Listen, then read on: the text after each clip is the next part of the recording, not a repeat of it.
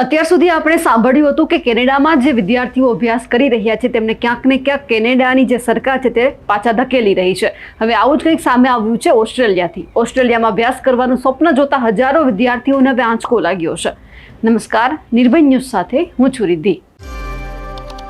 ઓસ્ટ્રેલિયાએ UP અને બિહાર સહિત દેશના 5 રાજ્યોના વિદ્યાર્થીઓ માટે વિદ્યાર્થી વિઝા પર પ્રતિબંધ મૂક્યો છે. તેમના પર વિઝા દસ્તાવેજોમાં છેતરપિંડીનો પણ આરોપ મૂકવામાં આવ્યો છે. આ ઉપરાંત એવો પણ આરોપ છે કે આ વિદ્યાર્થીઓ ઓસ્ટ્રેલિયામાં અભ્યાસ વિઝા પર પૂર્ણ સમય કામ કરી રહ્યા છે.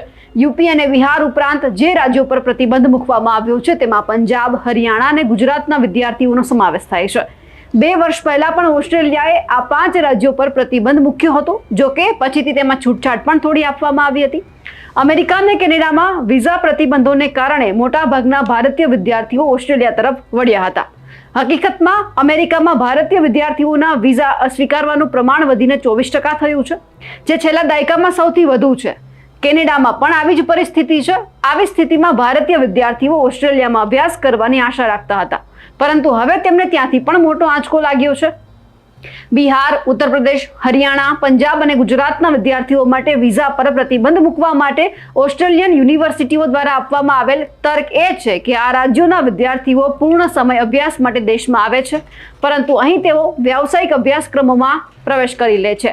કેટલાક વિદ્યાર્થીઓ અભ્યાસ પણ કરતા નથી અને ફક્ત અહીં કામ કરવા માટે વિઝા લે છે. આનાથી યુનિવર્સિટીઓની વિઝા મંજૂરી પર નકારાત્મક અસર પડી રહી છે. તેમની પ્રતિષ્ઠાને પણ નુકસાન થઈ રહ્યું છે અને સંસ્થાઓની નાણાકીય સ્થિતિ પણ કથળી રહી છે. ઓસ્ટ્રેલિયાની ઘણી સંસ્થાઓ જેમાં Victoria University, Western Sydney University, Edith Cowan University, Wollongong University, Torrens યુનિવર્સિટીનો પણ સમાવેશ થાય છે. તેમણે આ 5 રાજ્યોના વિદ્યાર્થીઓ માટે અરજી પ્રક્રિયા બંધ કરી દીધી છે અથવા તેના પર કડક નિયંત્રણો મૂકવામાં આવ્યા છે. આ પહેલા પણ એડિથ કોવાન યુનિવર્સિટીએ ફેબ્રુઆરી 2023માં પંજાબ અને હરિયાણાના વિદ્યાર્થીઓ પર સંપૂર્ણ પ્રતિબંધ મૂકી દીધો હતો. વિક્ટોરિયા યુનિવર્સિટીએ યુપી, રાજસ્થાન અને ગુજરાત સહિત ભારતના 8 રાજ્યોના વિદ્યાર્થીઓ પર પ્રતિબંધ મૂક્યો હતો. આ નિર્ણય પાછળ ઓસ્ટ્રેલિયન સરકારે સ્પષ્ટતા એ કરી છે કે તે કોઈ પણ દેશના વિદ્યાર્થીઓ પર પ્રતિબંધો લાદતી નથી. આ યુનિવર્સિટીઓનો નિર્ણય છે. તેમને પોતાના જોખમ વ્યવસ્થાપનના આધારે આવા નિર્ણયો લેવાની સ્વતંત્રતા પણ છે. ઓસ્ટ્રેલિયન હાઈ કમિશનર બેરી ઓફેરલે અગાઉ વિદ્યાર્થીઓને સ્થળાંતર એજન્ટોના પ્રભાવ હેઠળ ખોટી માહિતી સાથે અરજી ફોર્મ ભરવા સામે પણ ચેતવણી આપી હતી.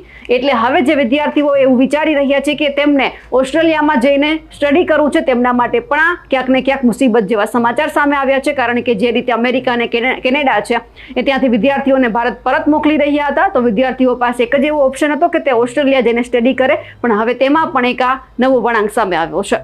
અમારા અહેવાલને લઈને આપનું શું કહેવું છે કમેન્ટ કરીને ચોક્કસથી જણાવજો. સાથે જ અમારી નિર્ભય ન્યૂઝ ચેનલને લાઇક, શેર અને સબસ્ક્રાઇબ કરવાનું ભૂલશો નહીં. નમસ્કાર.